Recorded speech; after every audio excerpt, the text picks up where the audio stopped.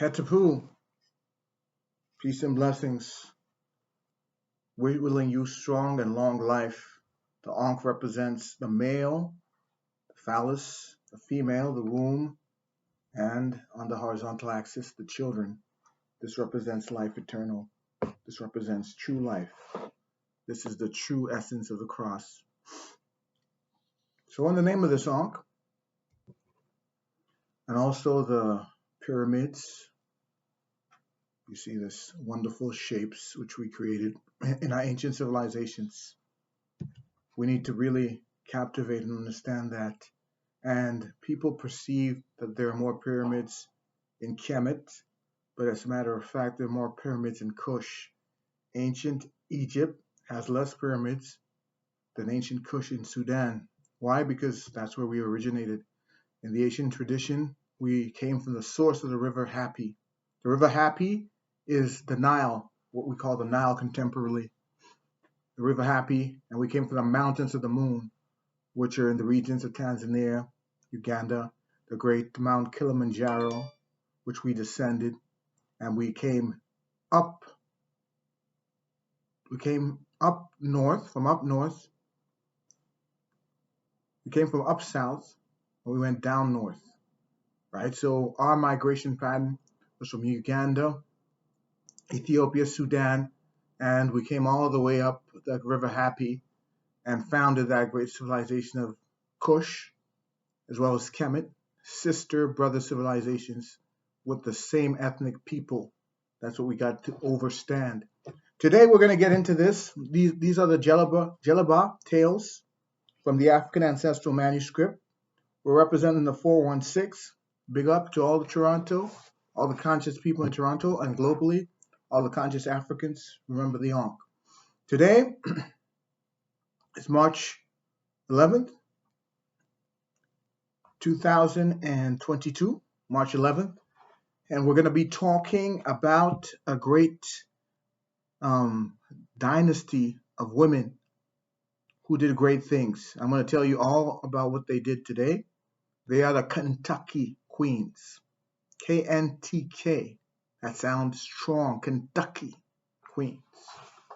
So let's read from the African Ancestral Manuscript, book which is written by me, and which every day I'm going to tell you a story, like it or not, of great African ancestors until you start yourself manifesting all the greatness you need to in all the regions and aspects of your life.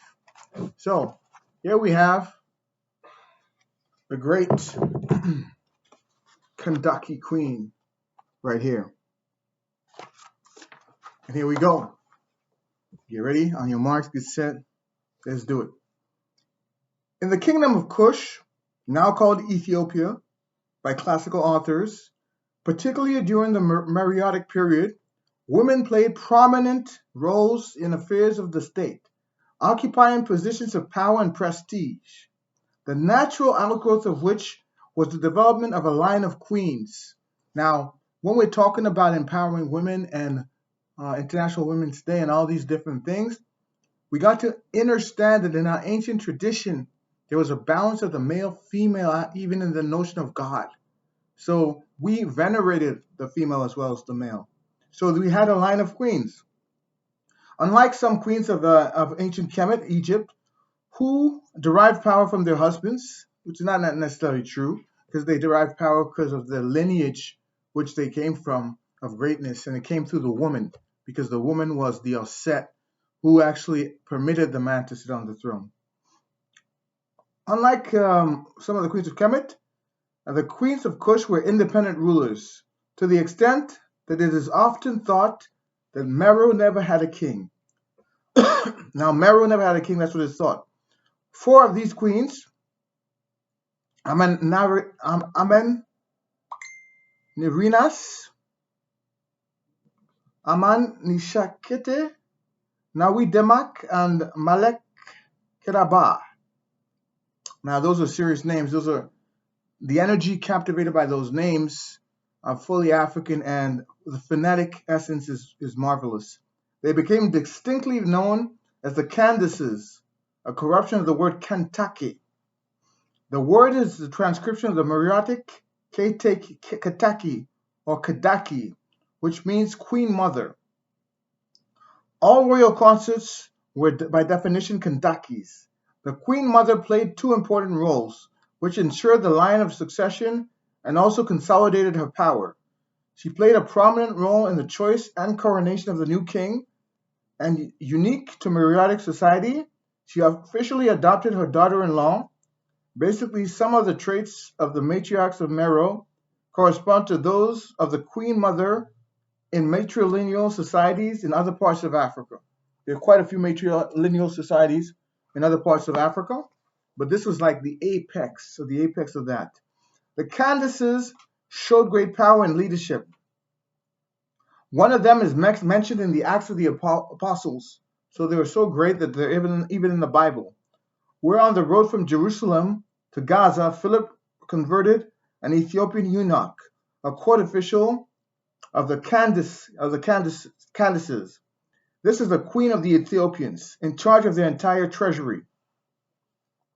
Pliny, who provided valued details of the great city of Mero, which have been born out of subsequent excavations, states that the queens of the country bore the name Candace, a title that had passed down from queen to queen for many years. So they passed down that title, Great Queen Mother, from queen to queen. The Candaces have repeatedly appeared in the writings of classical authors. Alexander visited Candace, queen of Mero. She would not let him enter Ethiopia and warned him not to try to conquer her people, as they were unconquerable. Once again, that theme, like Yaqub al-Mansur, because of so much courage and so much heart, she knew that her people were unconquerable. So Alexander came, he said, yo, I want to take over, I want to take your throne. She said, don't even think about it. We are unconquerable. If you come even close to us, we're going to whoop you behind and we're going to take you out. So that's what she told Alexander. We got to remember, he was only great to some. To some others, like the Kntk Queens, he was just a miserly little man who they could tame very easily. It is true that in the golden age of Alexander, he was only able to go as far as Egypt. So he only got as far as Egypt. When he tried to go down to Sudan and Kush and Ethiopia, where the Kntk Queens were, he got a good cat of ass whooping. Not only did he get whooped, he got defeated, he got desecrated, and he couldn't go any further, so he tied up himself and went back home, because the Candace were not going to have that. As they were saying in some pidgin language, we're not going to take that, So they didn't take it, and they were able to defeat Alexander. He dared not try to conquer Mero due to the brave and fearless leadership of the Candaces. So when he tried, he was going to go there, but then the second thoughts, because he knew he got defeated before, he stopped at Kemet. The Candaces resisted the Roman Empire as well.